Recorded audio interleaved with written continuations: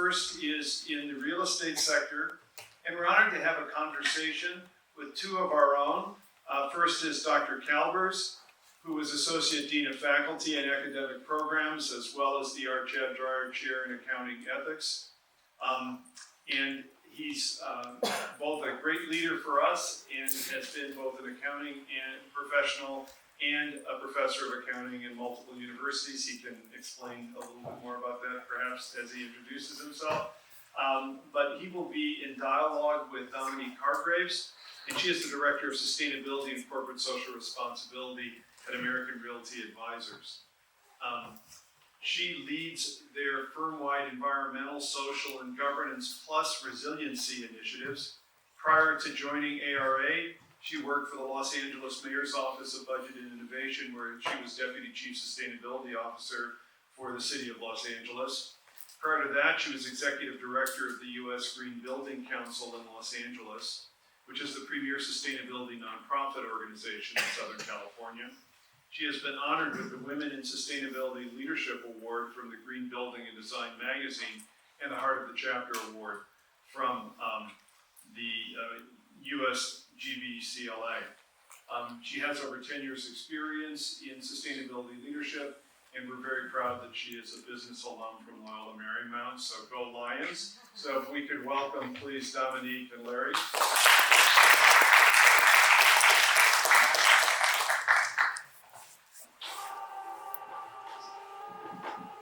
It's working? Okay, cool.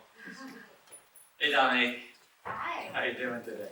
Very well. How are you? I'm great. So we'll see if we can make up a little time or not. I don't know. We'll see. You can't pry us away.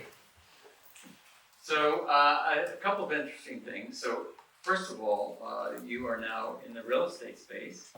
And so I would like to ask you about holding this role in your organization. Why is it that you decided to go into real estate? What does your firm do? And is the position you hold new to your organization? And finally, what excited you about the opportunity to lead sustainability and social impact initiatives in a real estate organization? So it's kind of real estate and you and this position. A lot of questions. Those are very good questions. So I actually took a job in real estate as soon as I graduated LMU. So I graduated way back in 2004 and was interested in all things finance, but really more specifically developing neighborhoods, buying and selling land, working through the sales process, and everything that entailed. And so my first gig after graduating here was with Realty Homes, which is a single-family nationwide developer, and it was a great experience. I got, the college recruit kind of boot camp where they put me in every department for 2 weeks, and I got to learn the whole business A to Z. So Realty is actually quite well-renowned for sustainability initiatives, and they've grown that over the years. And working with different developers, that got me into sustainability. So I guess I was interested in real estate first and then found my way to sustainability, and then now really working on integrating ESG and all of these sustainability factors into a fairly substantial private equity real estate investment management firm. So ARA really services about 550 institutional investors from across the United States. They're mostly pension plans. And so they're having a tough time right now. There's this term called the denominator effect.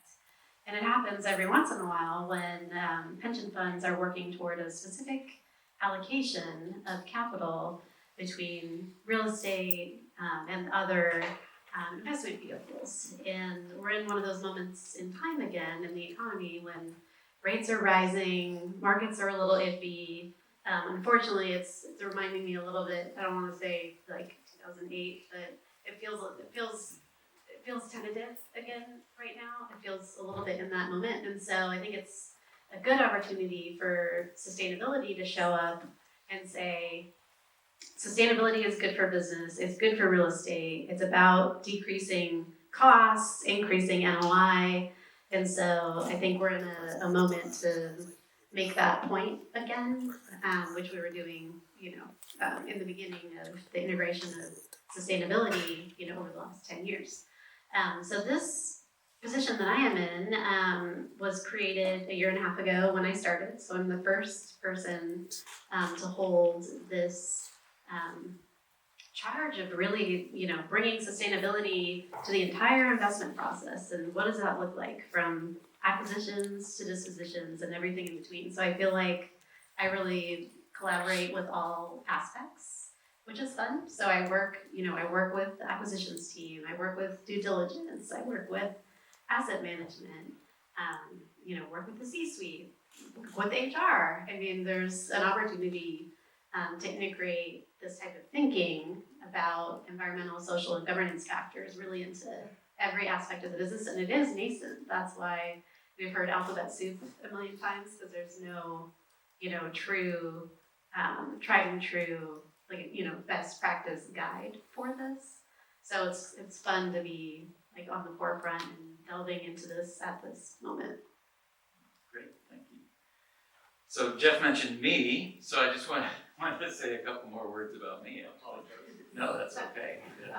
No one came to hear about me anyway.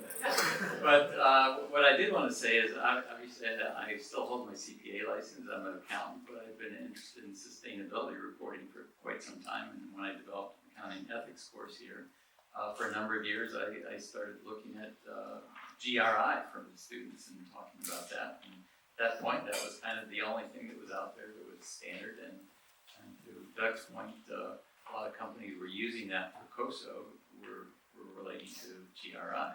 So I have a speaker series. I brought in somebody from GRA to talk, and then several years later, I brought in somebody from SASB, and then just last year, I brought in somebody from the Value Reporting Foundation, and a couple of those have rolled up into the new International Sustainability Standards Board. So it's been an interesting journey for me as well, and so I like to hear of all of these journeys of how people got to where they are and what they're doing and what they're looking at now. So it's very exciting. So one thing I didn't know about, I was doing a little research on real estate and ARA. I'm looking at their ESG and R report, and I noticed something called Global Real Estate Sustainability Benchmark, or GRESB, and their most recent report had something about their GRESB score, which they have gone from a 4 in 2014 to a 91 out of a possible 100 in 2021. Now, you weren't there during much of that journey, but maybe you brought them up to that 91 at the last minute. So actually, I'd like to know a little bit more about what this GRESB is for, it's in the real estate industry. And how does it get calculated, and who is interested in it? So we call it GRES. GRES, the Global Real Estate Sustainability Benchmark, has been in the market for about 10 years. It was developed originally with and for institutional investors to be able to measure the ESG performance of funds. So typically, a single fund will submit their data for one calendar year and then receive a score. So unfortunately, there was the year where there was a 4 out of 100, but that was the first time. It wasn't a 1. It was just dabbling, trying to understand the system and how it works. And that's one of the great things about GRES, actually, is you can really, understand very specifically how to improve your practice.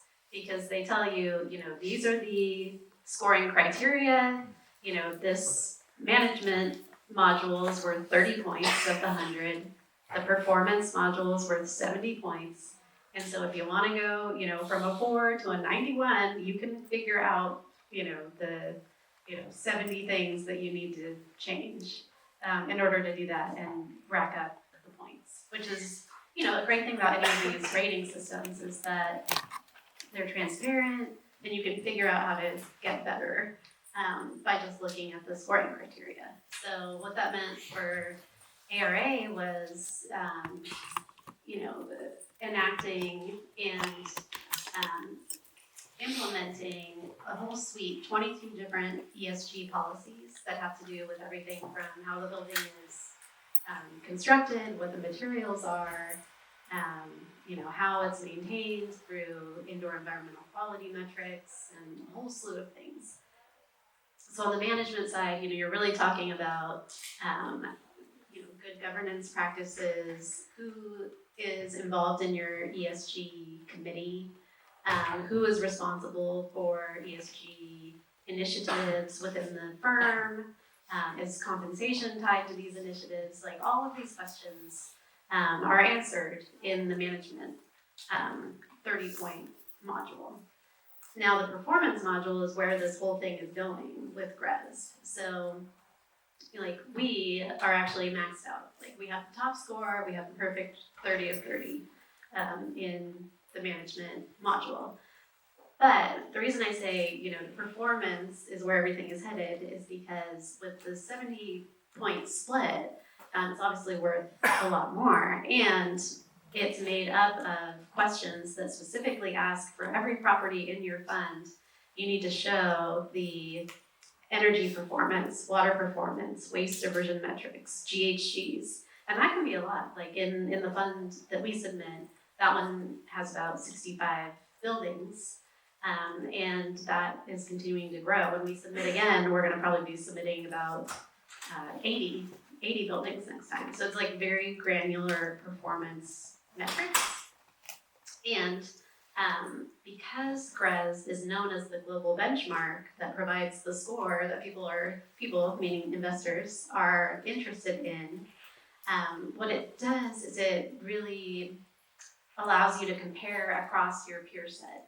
So when I submit to GRES, I'm being benchmarked against every other US diversified core fund that is not listed. So I have 56 peers that are all submitting, we're all being scored, and we're all being ranked. So it's very transparent, it's very performance oriented, and it really allows for comparison amongst peer sets. So there are a whole set of other peer sets that a fund could find themselves in.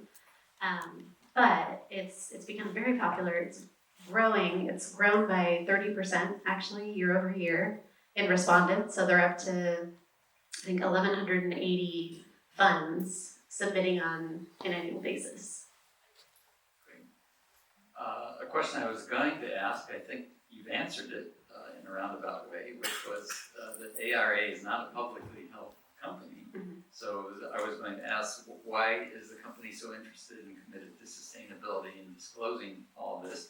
But I can see one of the answers is you're trying to get the investors, and the investors are looking at that, and therefore it's an interesting idea because, I was at a recent conference here at LMU that talked about hard law versus soft law. And hard law is, you're going 55, you're going 56, you're over the law. And soft law is kind of who is setting the standards. So from your perspective, I think these standards are very important in the real estate industry, even though there's no law that says you have to do those. If you're going to compete in that, you're going to have to do those, right? Mm-hmm. I think just going to say, I think that's exactly right. Some of it is certainly investor driven. It's stakeholder driven too, amongst many other stakeholders. So of course we want to perform, and we want to move the market, and we want to be attractive to investors. On the other side, there are the tenants, and the tenants play a huge role in the sustainability of our properties, and they want, they themselves may have a net zero commitment, and so they're looking for space that fulfills their needs, which in turn provides a good return for the investors when the leases are full. So it's kind of a virtuous circle, and I've always believed sustainability is good business. I mentioned the point really is reducing operating costs and increasing NOI. So whatever you want to call it, sustainability, ESG, it can go by a lot of different names, but I think it's just good business in the end. Well, as an LMU grad, I would think so.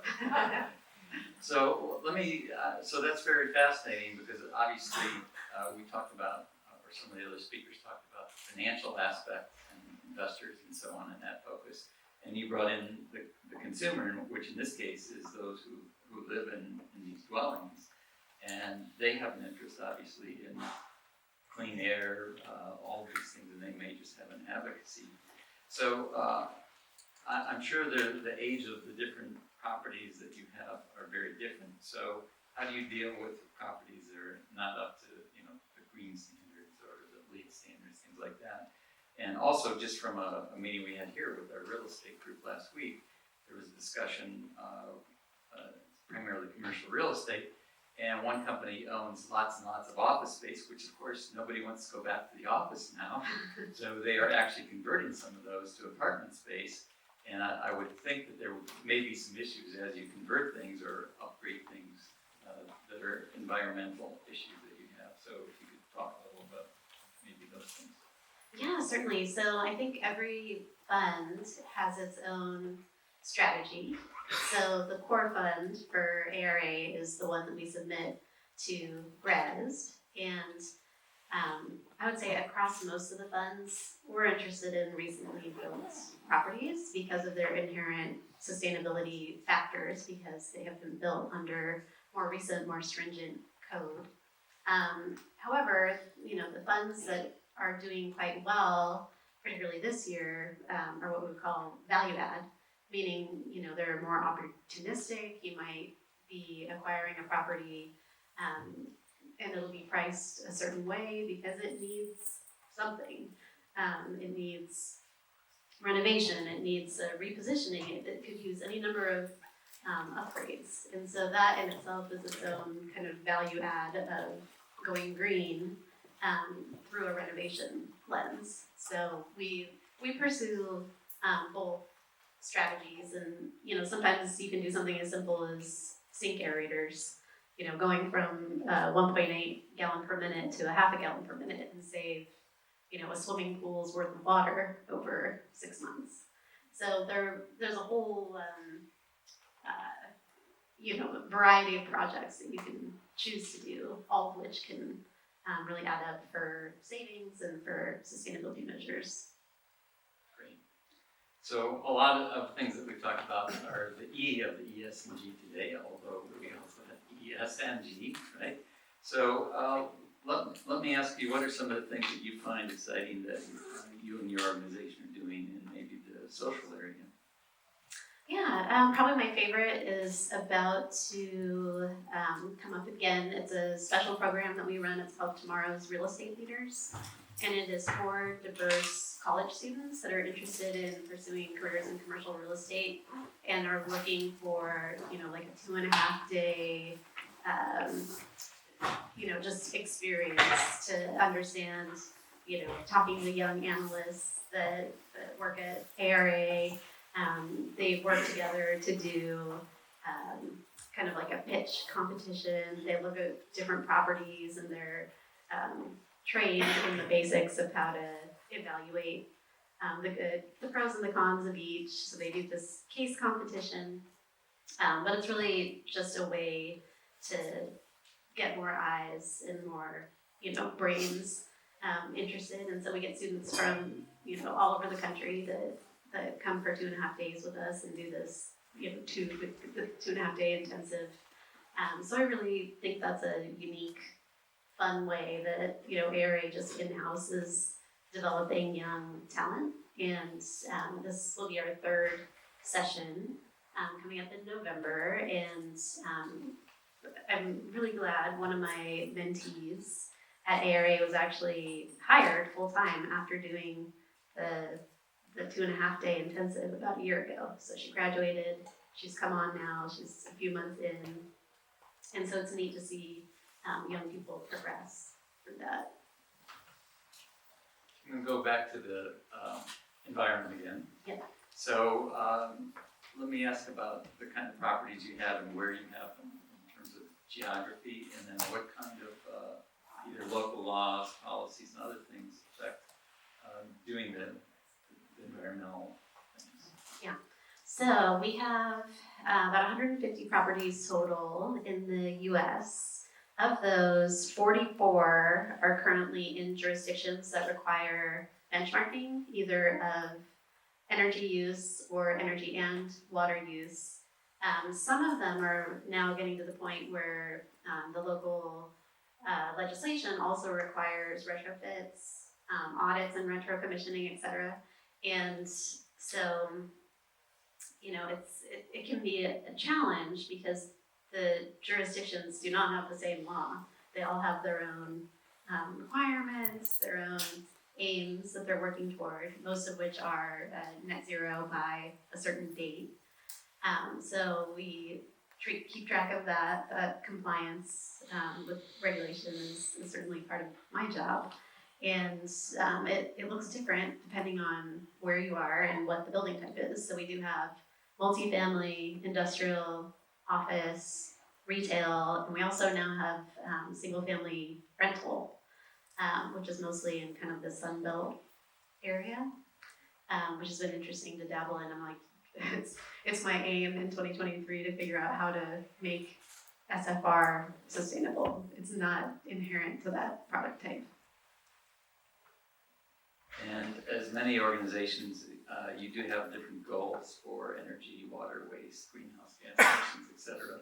So how do you set those goals? And one of the things that Doug brought up is as you're trying to go through that, towards that goal, how do you sort of measure that progress and does it change? And so what are perhaps an area or two that you think are really challenging for you? I'm not saying that you're not going to meet that goal, but as you look at challenges and opportunities in these different areas, where would you see your biggest challenges and your biggest opportunities?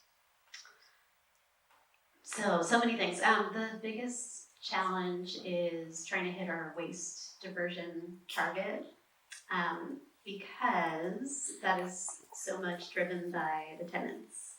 And so in order to have, great waste diversion, you need to do a lot of tenant education so that the right item goes in the right bin, because we know, an organic item going in the recycling bin means all of that is going to go to the landfill. So it's a lot about, working with the tenants to help them execute good practices. There are a few ways that I think the commercial real estate industry sets goals. The ARA goals were set in 2017, and at that time, the way that the industry was setting goals was by following the Better Buildings Challenge, which is kind of a niche program of the DOE. So at that time, the industry was asked to set goals that would say we should reduce energy, water, and GHGs by 20% over 10 years. And so those goals were common of like the 2017 era. Now, many leading real estate firms have moved towards setting net zero goals, setting science-based targets that align to net zero. So I think the goal setting process has really changed. I think because we have more data, there's more ambition, and people feel this almost climate anxiety, like we've heard, this is the decade of action, this is the decade we have to do something. So I think the goals have ratcheted up in ambition. So one last thing, I know a lot of organizations in terms of their carbon footprint use carbon offsets. Is that something that your organization uses? We do not. Many people are able to, claim, maybe it's the wrong word, but they can say, we're carbon neutral today, and a lot of that is happening through offsets. And I think we'll see that change, although I think in between, there's a very robust carbon offset market, but I think a lot of, particularly real estate firms, are trying to figure out, how do I, make use of rooftops, make use of land that I own. Through the Inflation Reduction Act, there's a new, the extension of the solar ITC, investment tax credit, has come about, but this is the first time that a real estate investment trust can actually monetize the tax credit. They're generally tax exempt because of their investors, and so now that a real estate investment trust can actually sell the tax credit, there's a major implication for the economics behind solar. So a lot of things will evolve, I think, over the coming year to 5. And so what I hope is that there's more investment in renewable energy production, more investment in energy efficiency products, and hopefully like less reliance on the RECs. Thanks so much. I know we want to keep things moving, so if maybe we could take one question if there is, and if there's not, we can move on. All right. Well, obviously, real estate is a huge area.